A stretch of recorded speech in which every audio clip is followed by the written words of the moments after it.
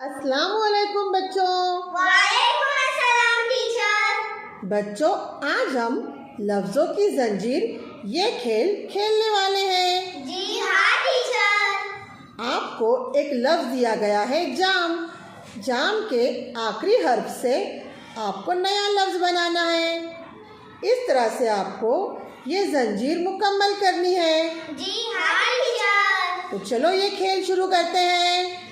1 2 3।